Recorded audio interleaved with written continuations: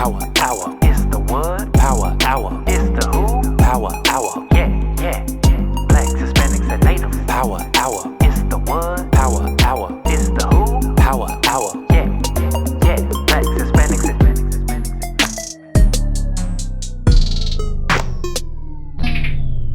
and under this Biden administration started with the effects of even before Trump, but it got ramped up during Trump. He started to make it tougher on Cuba. He started to get more in line with it. And I say him, but we know I'm talking about just it's that elite whatever, and they use these guys to push this type of stuff. All right, come on.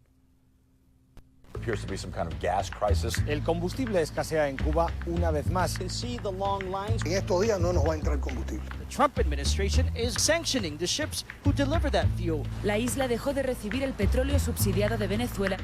So stop. Now they mention Venezuela, all right? Venezuela, if you've been hip to the show at least, maybe some of y'all aren't that hip to what's going on in these Northern Kingdom countries, Venezuela is another target of the United States. Why? Because Venezuela also did not want to play ball with what the United States wanted to do. So now Venezuela realized that, and they said, hey, I'm going to help them out. We're going to help them out. Come on. Between the two political allies. Cuba used to depend on the Soviet Union for oil. Now, we depend on Venezuela. 20 years ago, Hugo Chavez was elected president of Venezuela. Cuba and Venezuela became close allies. Venezuela has more oil than any other country in the world. And more than But any their other. healthcare So hold on. system needed Yeah, help. I think they threw up a graphic there quick. 298 billion. They said the next closest was Saudi Arabia. And I think you and me were talking. There's like some sources out there saying Saudi Arabia don't even have that much oil anymore. They only have enough for 10 years. Right. They don't even have that much oil anymore is what they're saying. All right. Time will tell. And, the Most High always reveals the man of sin in his time with these things. But they said 298 billion barrels of oil. That's what they estimate their reserves are. Right. And then everybody else, it's not that large. You would think the Saudis, but it's not as large. So Venezuela is an oil powerhouse. Saudi Arabia is wealthy beyond measure. Their people don't suffer. Their people don't have those type of issues, right? And they're able to make their money because of the oil. Here is Venezuela with all that oil, but the markets are limited for their probably the most important resource in this current epoch of the earth, right? Like that's the thing that makes the world go round. What they call it, liquid gold, black gold, right? And Venezuela is jacked up too because of that stuff, and it stems from that Monroe Doctrine and this Lucifer who weakened the nations. All right, go ahead. Than any other country in the world. But their healthcare system needed help. So the two governments made a deal. Venezuela sent us oil, and we sent them my mom. I'll never forget the day my mom flew to Venezuela on a medical mission. It was my 10th birthday, and I was so sad.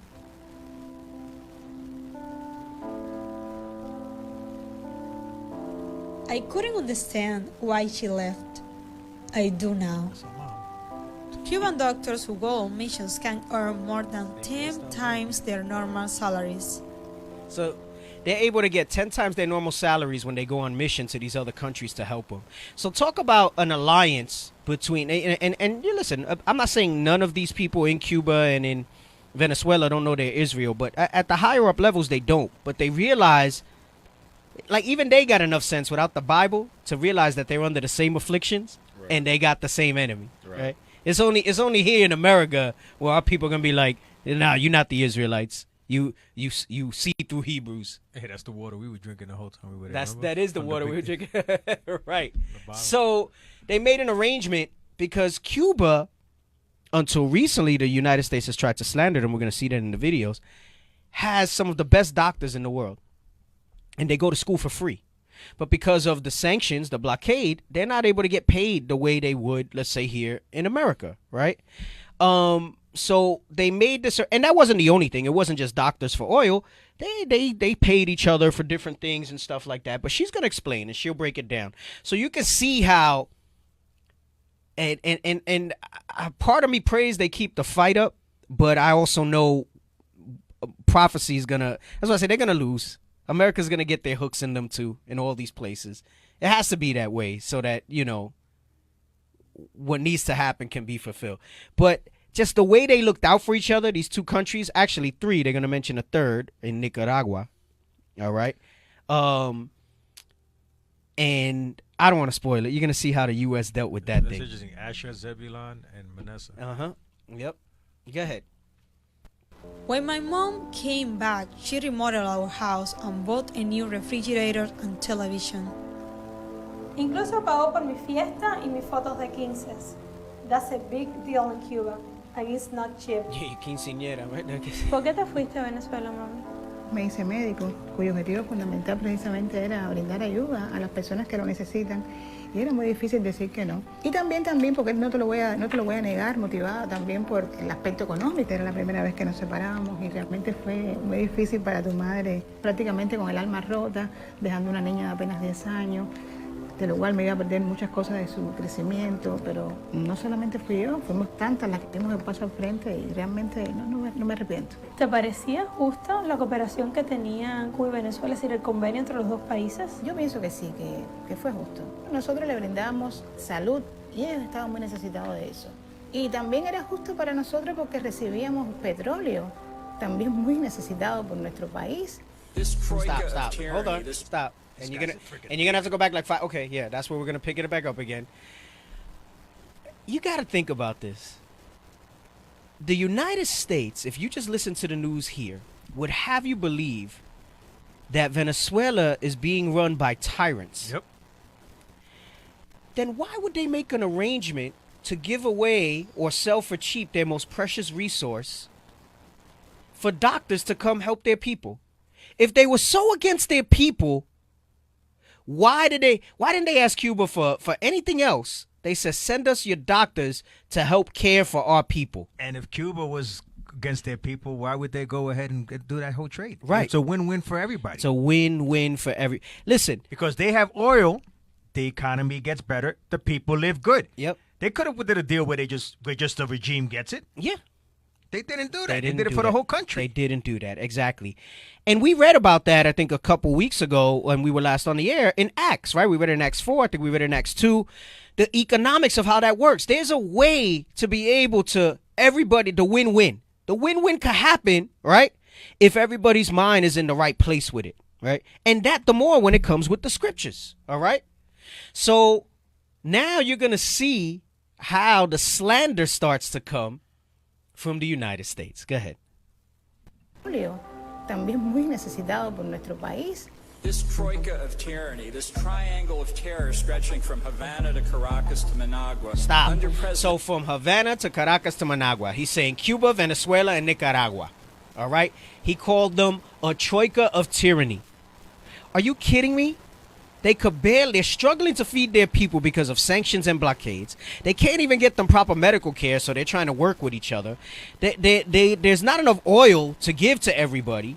And notice how he said the government does give oil to the farmers. It just had to get cut back because they're supporting the farmers because they know that feeds the people. But you see this guy here now. This is the mouth of the dragon. Well, this guy right here is John Bolton. For those that don't know, he's a war hawk. All he wants to do is freaking go to war. This guy is evil, Mr. Freaking Walrus. They call him. Yes, he's a war hawk. They're gonna talk about that in the video. So he called them a troika of tyranny, helping each other out. Now understand that word troika. That's not an average word. Mm-hmm. That's dog whistles for the people that have skin in the game. That's right. You sure right with that. Those are those dog whistles. We've spoken about that on this show as well. All right, come on. President Trump, the United States is taking direct action against all three regimes. Stop. It's a regime. Remember, we spoke about that. When it's somebody else that they don't like, it's a regime. Why? That's another dog whistle. That's a word with a negative stigma.